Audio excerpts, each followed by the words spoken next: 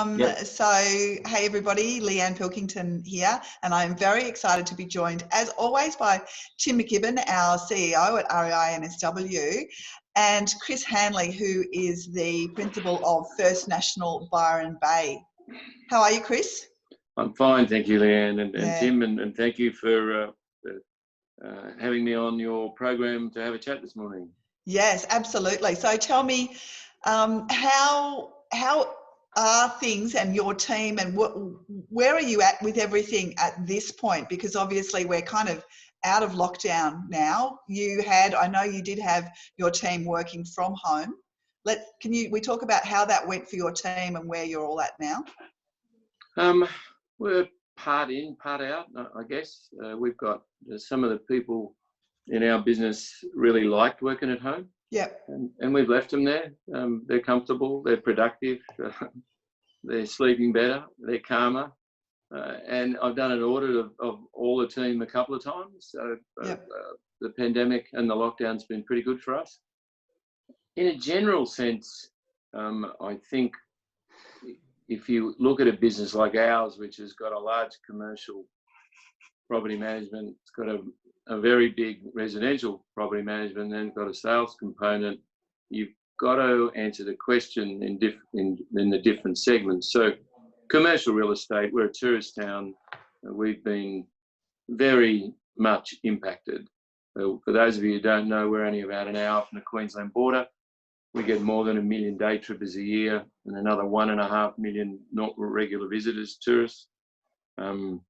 When the pandemic hit, a large number of our tenants lost their jobs immediately by forced closure. Their businesses weren't allowed to operate, whether they're the pubs or the clubs or whatever, cafes.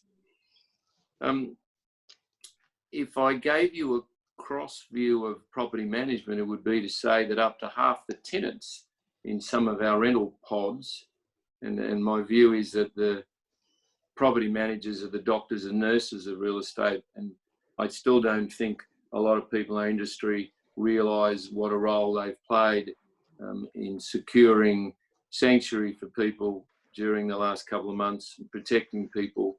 I would put forward numbers like double or triple the amount of work that a normal property manager would be asked to do. It has been the experience in our part of the world anyway, and some of our pod managers, Leanne and Tim, have had rental reductions by as many as half of their tenants. Now, that's a monstrous number. Wow, that's an enormous amount of work and so much stress on the property managers. It is, and we'll talk about that later, but they've done a magnificent job. And after 8, 9, 10 weeks of this, everything's a lot calmer. I know this sounds strange, but nothing's changed in Australia except the pandemic's been normalised. So I think our magnificent health system, our doctors and nurses have done such a great job, but the danger's still there. But I think we as a country and in organisations like our business, it's become more normalised. The sales is a different kettle of fish. We've got a great sales business, as we've got a very good property management business. Our sales business has done magnificently well, led by Turrets. Yeah. Gee, that surprises me, Chris. I was expecting you to say that it's a discretionary spend up there with a lot of outsiders, and that'd be the first thing that was going to be impacted. Yeah, I think a lot of people think or thought the same, and I think that's a natural way to go. What happens when you get something like this that's unprecedented, that's never happened before? It's like the really, really, really good businesses and the really, really good teams take it in their stride. What happens when you've got a shock of any description, whether it's a pandemic or whether it's a shock on another level? Everybody thinks people get scared. Well, they actually don't. They do, but that's not the main thing that happens. 80 to 90% of people freeze. So what happens in the real estate business, in many of the sales markets around Australia, the bosses freeze, the sales manager, salespeople freeze. We've got a lot of people in our business who were around during the GFC. We knew exactly what we needed to do. We've just had our biggest May. Wow. We just had our biggest May. And so why, when you say your people knew what they needed to do, what was it that they needed to do? You need to get rid of the crap. You need to stop making internal excuses in your own head. Yeah. You need to have conversations with sellers and buyers that are honest and direct. You need to not varnish your words. You need to have a system within your office, a system, a process for educating, translating the market to the sellers so they can adjust. Oh, lost Chris. We've lost Chris, and I'm sure we will get him back very, very quickly. But he's absolutely right, Tim. A lot of people, and as we well know, froze, made excuses, and didn't want to make the calls because they're saying, oh, people don't want to know about real estate right now. But that's actually not true, because it's the biggest asset for all of us. So we want to know exactly what's going on in the market. Yeah, right? I'll be curious to know when we get Chris back. And I'm here. Back. Chris, I was really intrigued when you said get rid of the crap and have honest conversations. Did that conversation change? That the narrative changed? Yes, 100%. The conversation goes from scripts and dialogues will not help you at all in the middle of a pandemic, I can assure you. Like, what you've got to do is you've got to improvise. You've got to have the conversations are based on you asking people questions. You can certainly do work on what the questions need to be. You need to be able to provide data and evidence to your sellers. And where a lot of agents struggle with the word evidence, they think no one turning up to an open home or no one inquiring on a property on the internet isn't evidence. It is the strongest evidence in this day and age that there is something wrong with the price slot that the property has been placed in. If no one's turning up to your property week in and week out and you're a seller and your agent's not communicating with you and telling you what that means, then your agent is not using the market as it exists today to translate and then give you a plan of what you need to do. We had 5 very tough years between 2008 and the end of 2012 practicing this. So when the pandemic hit, it didn't take us very long to work out what we needed to do. So to your point, we changed our dialogue. It became more question-based. Here's some other things. It's liberating, not constricting. It's liberating in this market because everybody, buyers and sellers, knows it's a pandemic. Yeah. They know there's a recession. Yeah. They know exactly what's going on. There's no delusions or illusions. So you're dealing with all the buyers left in the market are realists. All the sellers in the market are realists. So you're matching up a realistic seller and a realistic buyer. Like, it's a different dynamic, but in some ways it's simpler. So back to answer your question, we've had a good May, a strong May in a tourist town. And I would argue in a town like ours, that's one of the most, probably the most impacted town in New South Wales and one of the most impacted tourist towns in the country. I think if we've been able to find a way to list and sell people's homes, then I think anybody's able to do it. But yes, Tim, you've got to make changes in your dialogue. And Chris, what are the stock levels like for you guys at the moment? I'm hearing across the state that it's, or probably across the country, in fact, that stock levels are really tight. Same in Byron? No. And one thing I didn't add before, it just depends which real estate agency in the same market you're in. Yeah. If you ask some of my competitors, they wouldn't have answered the way I just did. Sure. I monitor everybody's sales. Now, in terms of stock, we listed last month as many properties as we sold, which is magnificent for us to be able to replace what we sold. But yes, I know from all of my conversations with Melbourne and Adelaide and Perth agents, Melbourne in particular and Sydney, that stock is their big issue. Yep. We're okay with stock. We prospect every day. It's a part of the DNA of our business. It's what we do, and we know if you have a good month this month and you don't replace the stock, next month you've got nothing to sell. I expect in a lot of markets, Leanne, that's why that question's relevant. It's not so much, in my view, the pandemic.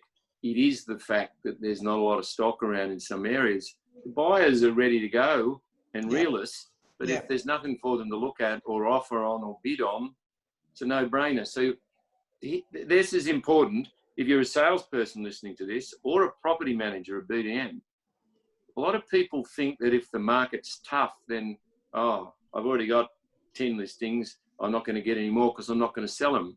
No, that's the exact wrong idea. You have to keep listing. You have to bring new stock into your business. Keeps you engaged. It keeps the buyers engaged. People's circumstances change. So you list no matter what. We listed about as many properties this month in May as we did May a year before, which is healthy for us. And that's just, I guess, again, about changing the dialogue and having the evidence, because there's a lot of conversations around the price going down 32%, like the CBA said. I guess you're having those conversations with your vendors and buyers every day, like a lot of our agents down here. Yeah, I am. Mentioning banks to me sometimes gets me in trouble. Okay, sorry about that. But no, I'm being cheeky. CBA wouldn't know anything about anything. I agree. Right? I know. And neither would any of the banks. No offence. I know. And I know the banks have just been through a Royal Commission, and I know they came out in the first week as though they were going to help all of us Australians by allowing us to defer mortgages and whatever. Well, when you read the fine print of that, they didn't do anything. No. Yeah, so exactly. they did nothing except make it worse, because when you defer your mortgage, and I read all the fine print for all my staff and the buyers and sellers, and I don't want to be dirty on a bank, but the day I listen to a bank about anything to do with real estate is probably the day I need to retire. Yeah, but I mean, obviously the problem is the media do, and the media love a headline, and then that translates into conversations that we have to have. But you use the word there that's the most important, evidence. The CBA has no evidence, neither does ANZ or Westpac, that any market will collapse anywhere 32%. I've got evidence, and my staff have got evidence, that in the last 10 weeks of the pandemic, we've sold all these prices. There's a list with a picture. And next to those prices is the number of days on market, prices, location, and those things. The word you used is evidence. I think the whole world has changed in the pandemic in the fact that evidence of any nature, whether it's scientific evidence or medical evidence, and in my instance, our instance, real estate evidence, is the only evidence that matters. I think the world will start listening to science and evidence again, I hope. And in real estate, what matters to a seller? I believe what matters to a seller is they can show a house in or around their precinct that had sold in the last month. Most 3 out of 4 properties have had price adjustments. And in our area, we know what that figure is, and we pointed out every 4th property here is sold not that much differently, for example, to what it might have been 6 months ago, but that's what's happening here. So 3 out of 4 are getting a price adjustment. The other one isn't, but the owners are happy with the price adjustments. They're not horrendous, and they're nowhere near those 32 prophecies. And Australia is the luckiest country on the globe. Whatever your politics are, our medical system's fantastic.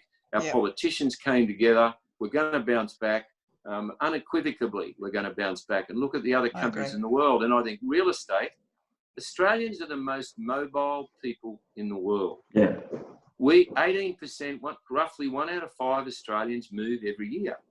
Now, if you're out there in the property business and things you think they're a bit tough where you are, will come good.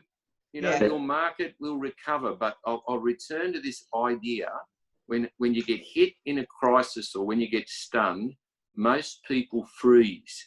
And the thing I've learned over the years running organisations is you've got to get on the front foot and get out there doing things, and then you get momentum and flow. That's what happens. Yeah. It's interesting, Chris, you talk about evidence, because Leanne and I got quite upset with all of the predictions coming out. And then again, the Commonwealth Bank, I think, was 30%. I heard one the other day, it's going to be 50%. Yeah, I heard it too. If that happens, all the real estate agents will start buying property. I mean, let's be honest. But we put out a press release, or Leanne put out a press release, and it said the doomsayers and the data. And that was exactly what we did. We said, well, These people are saying it's going to be 10, 20, 30% drop. But here's the data, we'll let the data speak for itself. And it does. It was taught, it was not dropping anywhere near the extent that people were talking about. It was in fact holding its own. We've got option clearance rates in Sydney I think last week was 69%, and then the weeks before that was sort of in the mid 70% clearance rates. So the market's quite strong. Yeah. And look, in regards your observations about the banks, I'm with you 100%. They have not given one single solitary penny. And what worries me is after this holiday, that they like to call it, that the banks will then turn around and have a look at their portfolio, and they'll say, this particular individual couldn't make their repayments for the 6 months. This particular individual's lost their job. This particular individual's security, the house that they've given as security, in our view, has dropped.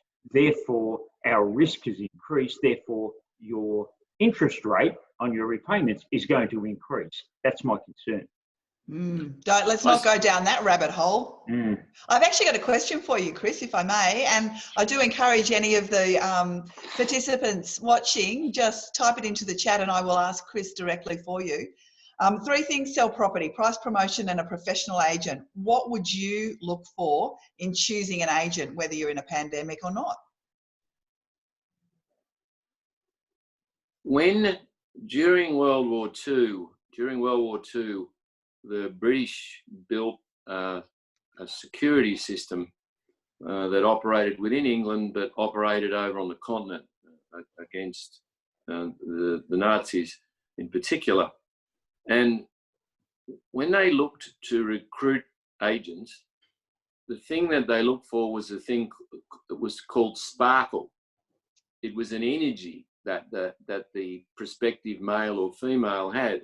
And in that period of time, females for the first time were brought into the Secret Service to work for the British.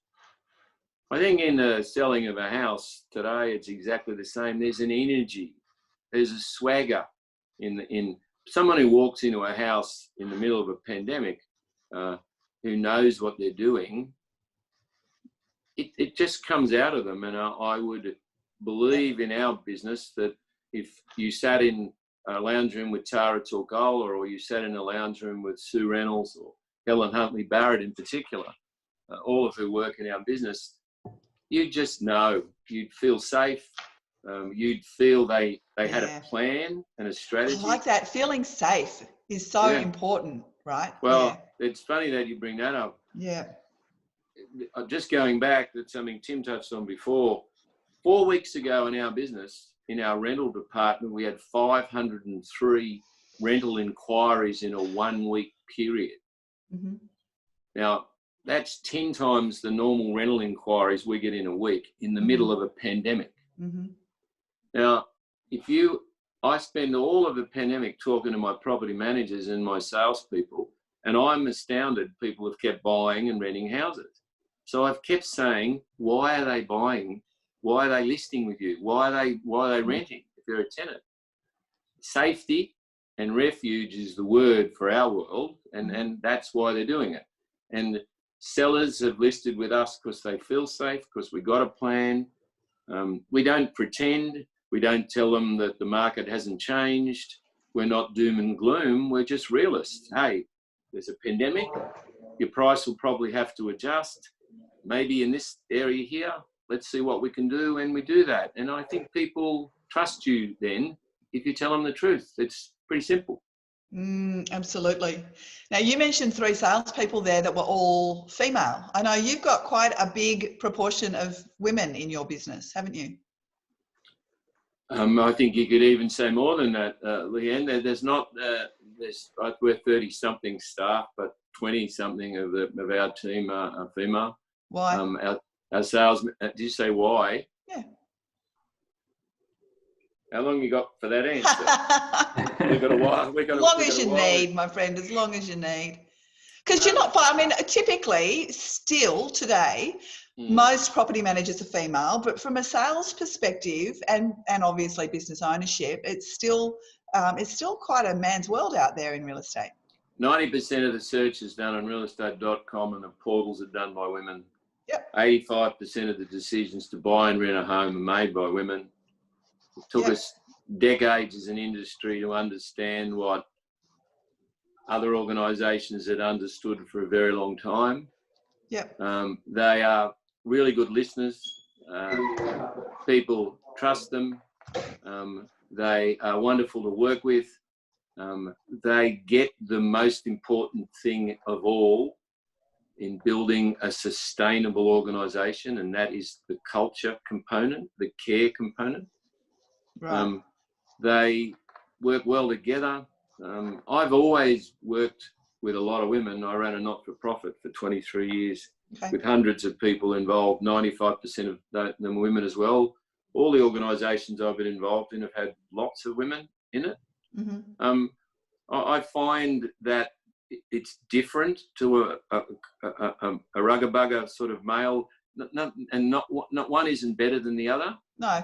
So let me ask you this then. If you're a male business owner watching this who struggles to manage the female energy in their office or struggles to attract women, what advice would you give them? I'd say to you that you need to work out a way to get really good at this, because 5 years from now or 18 months from now, you're not going to have a business.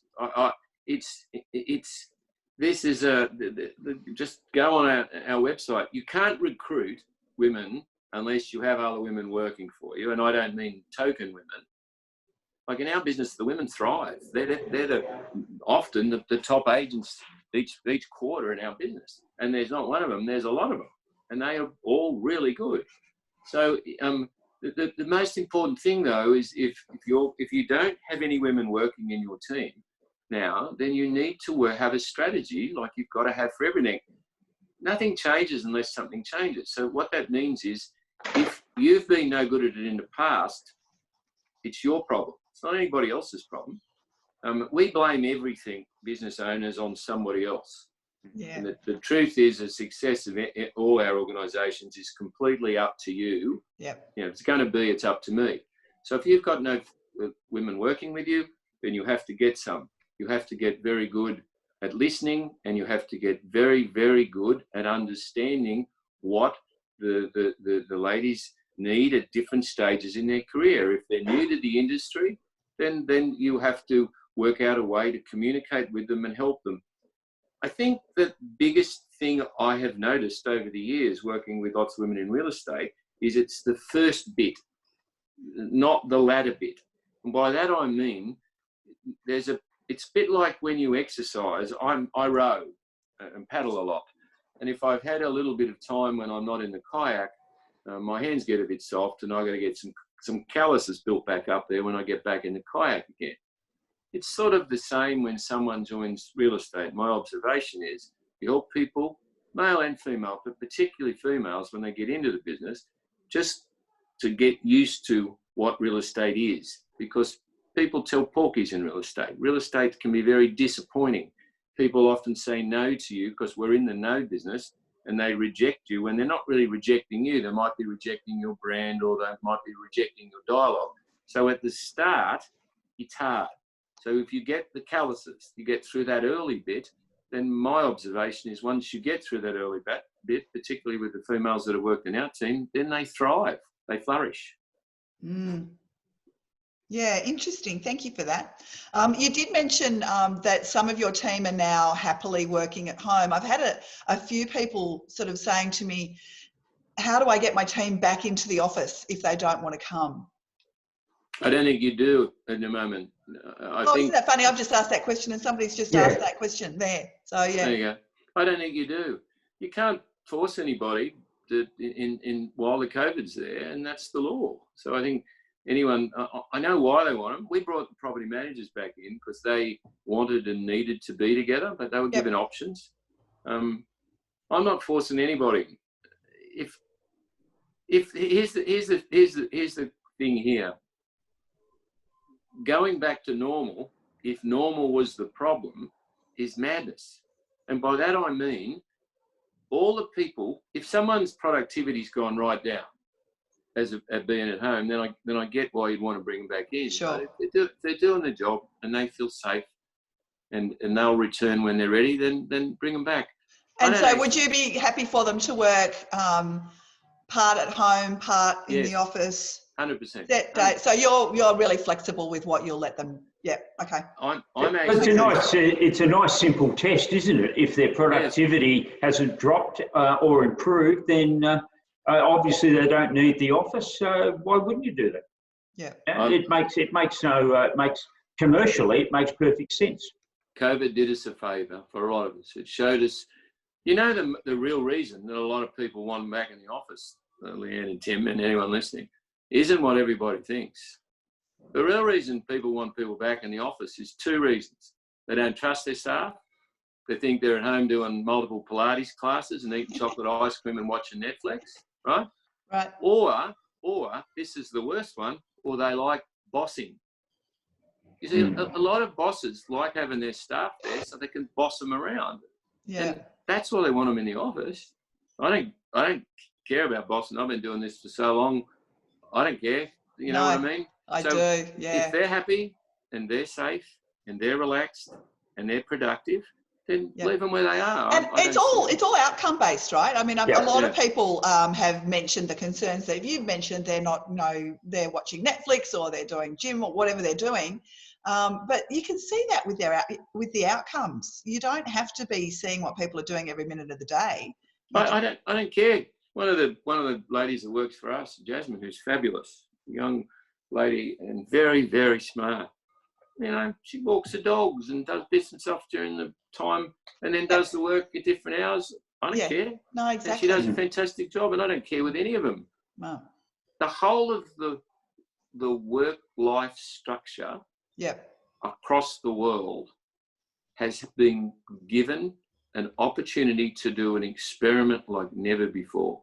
Totally. Only madness would return to the same structures and to the same organisational structures without going, wait a minute, that one, why don't we try this and why don't we use that? So for me, I'm all good with whatever structure we end up with. If some of them work 3 days in, 2 days at home, I'm all good with that. I don't care. Yeah, fantastic.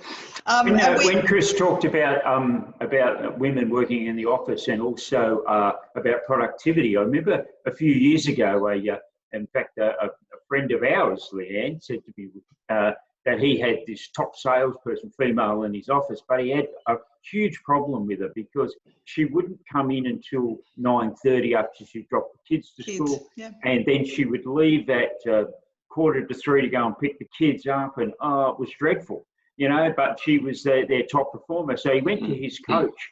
He went to his coach and said, how do I solve this problem? And the coach said, see if you can get another 6 just like her. It didn't matter. It really didn't matter because, at the end of the day, that was how she worked. And at the end of the day, she was the best performer. That's all you needed to worry about. Yeah, we all need more flexibility these days, whether it's children or aging parents. But it just doesn't matter, does it? It's about the outcomes. Yeah, that's exactly right. Chris, I wanted to touch on REINSW, if we could. I know the conference was planned for April and hopefully it will be happening later in the year. How do you feel about the need for a program like that, even more so today as a result of the pandemic? The mental health of our industry and the whole country has been worsened by the pandemic. I've got close friends who work on Lifeline. The number of calls that have gone up hugely related to mental health. All the evidence is pretty strong. For those of you who don't know, RISE is a conference of agents, by agents, where Leanne was with me in Christchurch last year. November 24 is the date in Melbourne that we hope to be able to run the conference. We're looking at a lot of different ideas at the moment. It's going ahead, we hope, unless it's all up to the Victorian government allowing us to have the event. But the reason we are holding it is to raise money and to launch an app called Real Care. And Real Care is a mental health support app, a revolutionary one, a new one designed by the company that's designed some of the highest tech, best functioning apps in Australia and New Zealand. We're well advanced with that, Leanne. We've got a bit of testing to do over the next 4 or 5 weeks. We've got some amazing partners, including Domain and Macquarie Bank, that have joined us to partner in the build and release of that, as well as the real estate industry. We've got some serious heft behind us. We've folded into the app the COVID-19 section, and we've folded in a whole new set of help, if you like, assistance in there. And we believe there's a very strong possibility that we'll launch the app before the conference because it's needed. Yes. So the short answer is we're developing it. We should have all the development and the testing done in the next month or so-ish, month to 5 weeks. And then we hope, if the conference is on, we'd love to launch it at the conference in November. For those of you who don't know what it is, this is the most important news to tell anyone watching. We hope to be able to do this for free. We hope there's 90-odd thousand, I think, real estate people in the country, and another 10,000, I think, roughly in New Zealand. Our aim is to use the conference to pay for the building of the app and then to release it to people, property managers, receptionists, BDMs, salespeople, administrative people within the real estate business for everybody's use for free. Now, that's what our aim is, and we hope to be able to pull that off on the 24th of November.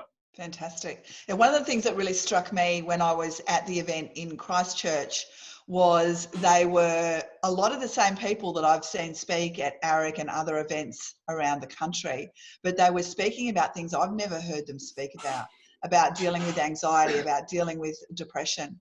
And it was a major lesson to me that these people that, you know, are revered in our industry for being massive GCI writers have got a lot of stuff going on that we're just not aware of, right? Now, I'm not even sure that building anxiety and excitement are really close like this. Okay. Right? Yep. And as weird as this is, there's also a lot of energy trapped in that little gap.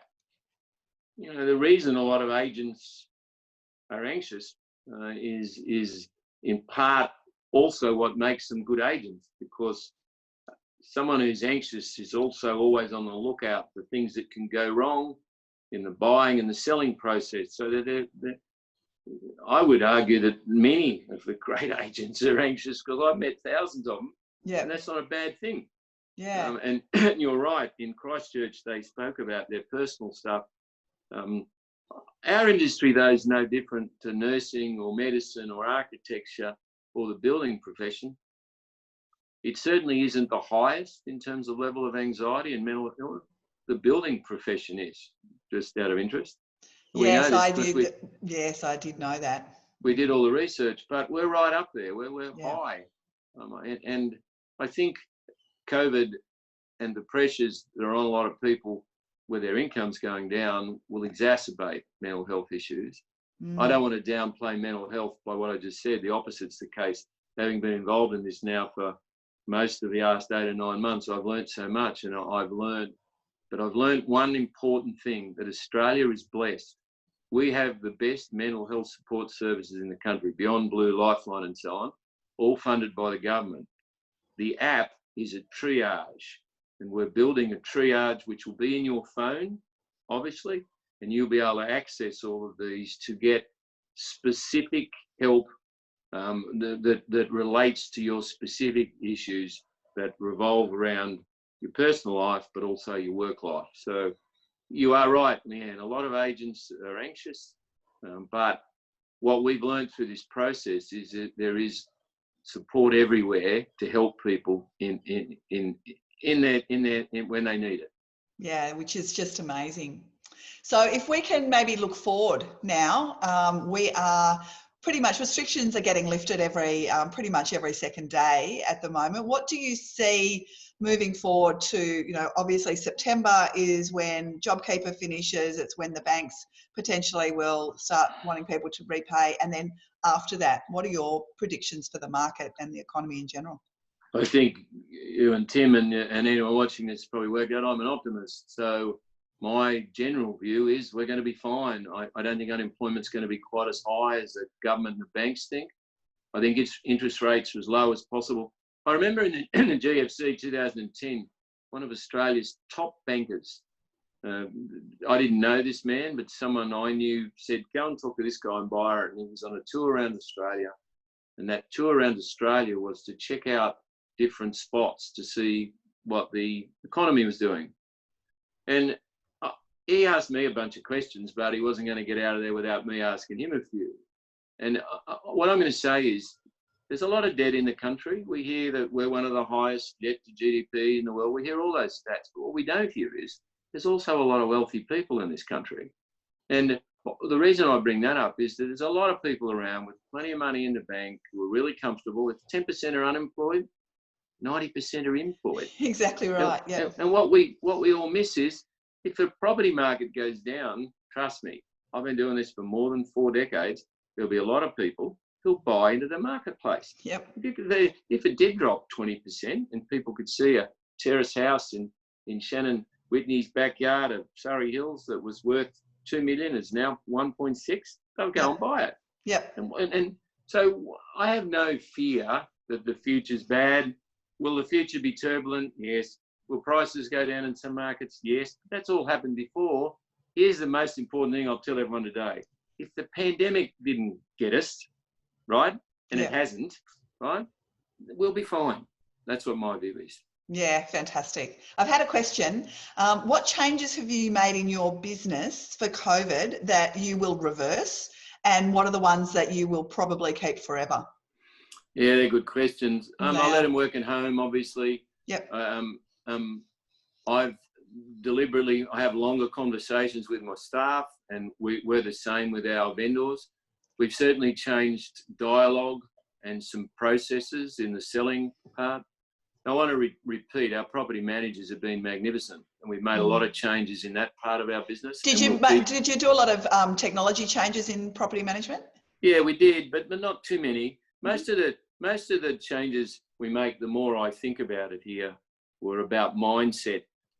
Now, I don't want anyone to take this the wrong way, but we've got every staff member we started, we didn't put any people off, none. Yep.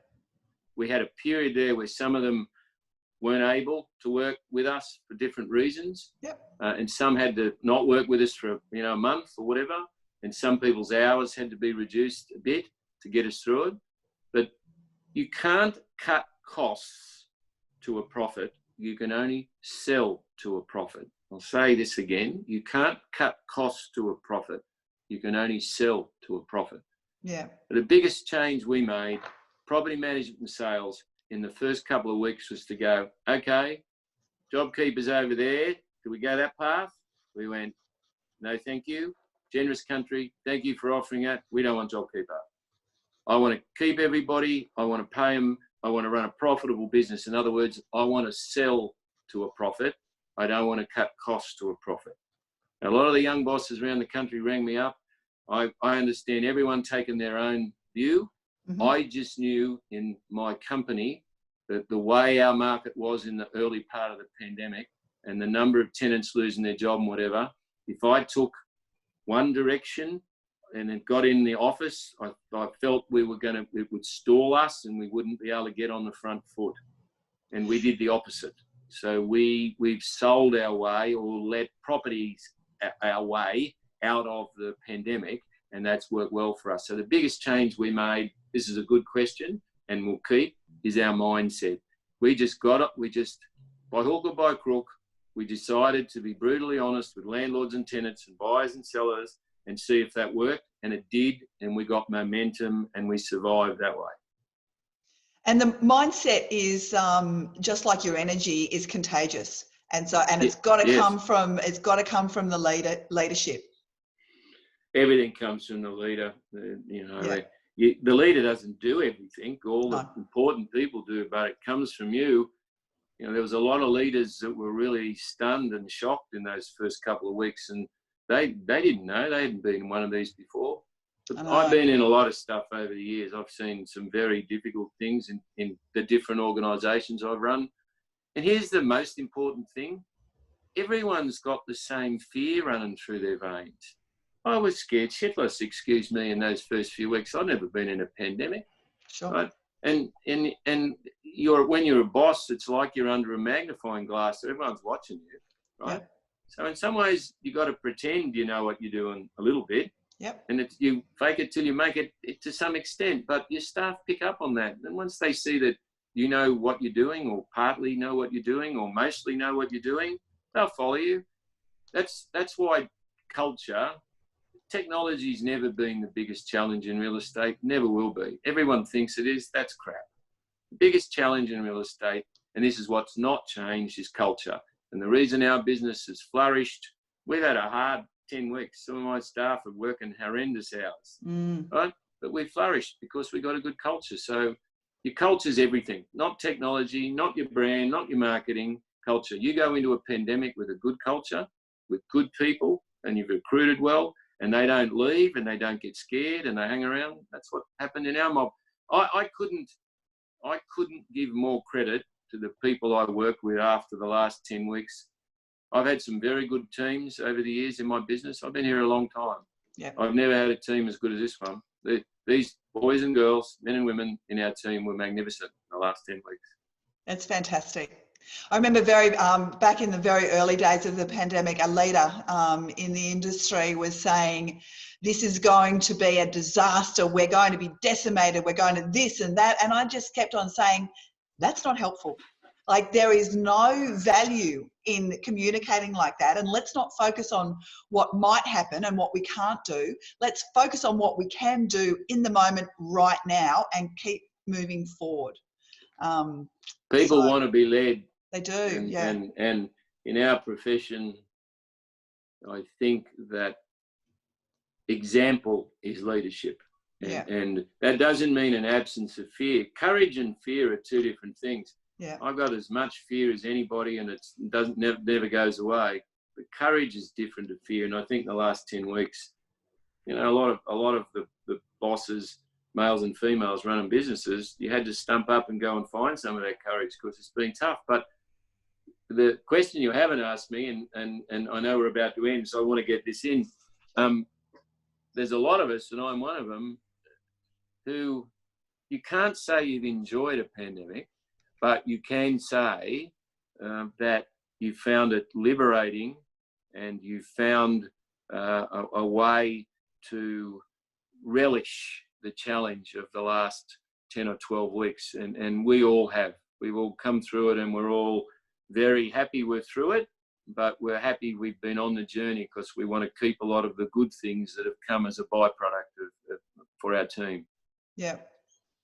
So what have you taken away personally from COVID? What have you learned about yourself? Well, I know this will sound a bit cheeky, but when you're an old boss like I am, that I can still do it.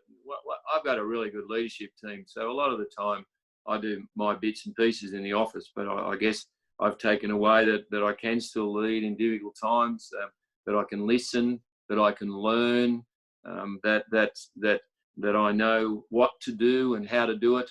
I told all of our sales team in the first week, I said, follow Sue and Tara and the other senior salespeople and listen to me. So follow them and listen to me, and that worked pretty well for us. I knew what they needed to do, but the other seniors showed them what they need. So it was like show and tell. Yeah. So, yeah, that's how it worked up here. Nice. We're all happy. We're tired. I don't think any boss who hasn't worked his or her hardest in the last 10 or 12 weeks hasn't been really at work. But I think it's been the experience. It's been a great learning experience, Leanne and Tim. That's what it's been for all of us. Yeah, I would absolutely agree with that. Tim, was there anything that you wanted to share or ask Chris before we let him go? Yeah, I think we could talk to Chris all day. We certainly could. But when you talked about leadership and how it all started at the top, it reminded me of a webinar or a video that I saw some years ago now with Colin Powell, who was then the, I think, advisor to George W. Bush, that particular gentleman. And he was from the military, and he said, as far as leadership was concerned, when you're tired, don't be tired.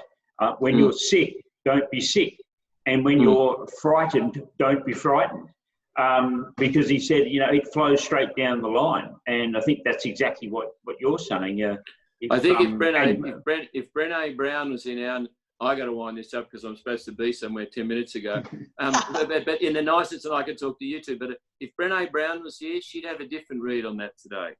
And I'm a great fan of Brené, and then I'm sure many of the people out there know, if Brené was here, her read on that since then, her read would be vulnerable about those and tell the people you work with that you are feeling those things. Now, as an old male who's been around for a while, I think both pieces of advice are correct. I think that Colin Powell's advice, Brené's though today, I think if you're feeling a certain way and you're a boss, it's okay to share some of that without scaring your team. I was going to say share some of it, because you do have to lead them, right? Not all of it. But I got to go somewhere. So okay, all right, beautiful. Thanks, Thank you so Chris. much. Take really care. Appreciate your time. All right, bye-bye. Bye-bye. Bye.